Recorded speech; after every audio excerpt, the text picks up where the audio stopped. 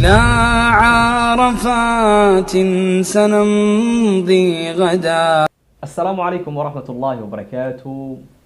سو dhawaad walaalayaal Ilaahay subhanahu wa ta'ala haydi barakeeyo waa barnaamijkeeni maalin kasta iyo marti cusub iyo faa'iido cusub insha Allah ta'ala maanta waxaynu martiyo ustaadana al-faadil حياه الله إلهي سبحانه وتعالى بركيه أستاذ محمد موسى وأن كسر بوقناي مسجد كيسا مسجد باصلة وكيا الله ذلك فيلان قالهان مقعد هلسك فيها الله أستاذكو إلهي سبحانه وتعالى بركيه كمدي هاي من طلاب جامعة الإسلام المدينة كسر حي كسر على النبي فإن شاء الله تعالى وكفى إذا سندنا مانتا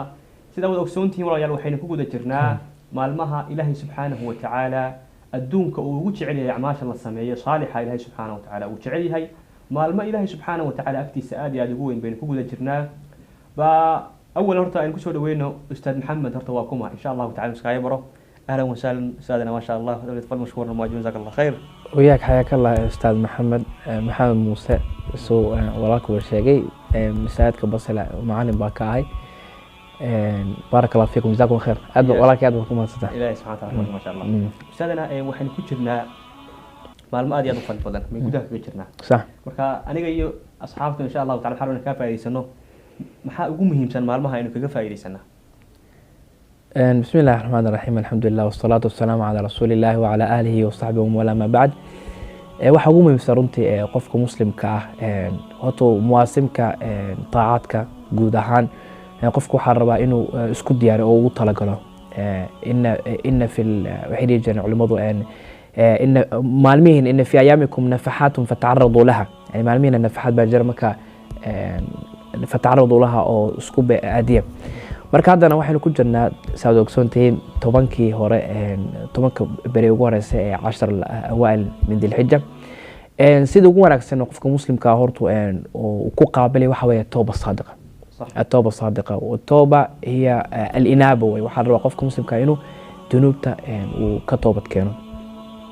qofku توبة صادقة فوق قابلة إلهي سبحانه وتعالى ذنوبته uga toobad keen si fiican ha arrin koobaad ugu horeey إلهي سبحانه وتعالى uga toobad keen macaasii ذنوبتي horaad gashay إلهي سبحانه وتعالى u soo noqo إلهي سبحانه وتعالى kugu farxaya waa arrin koobaad arrin kale wad ustaadana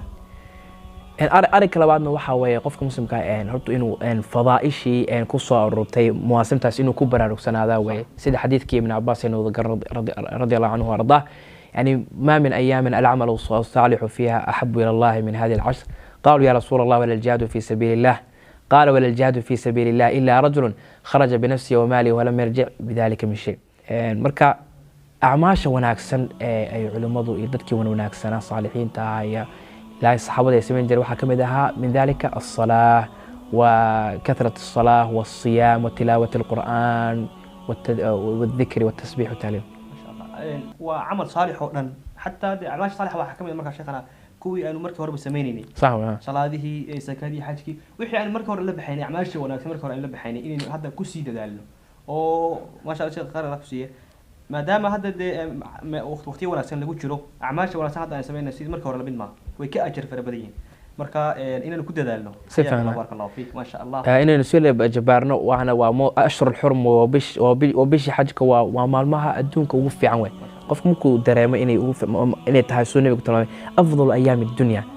waliba gaar ahaan maalinta carafo oo runtii ah oo nabiga sallallahu alayhi wasallam uu ku talay soonkeeda li ghayr al-haaji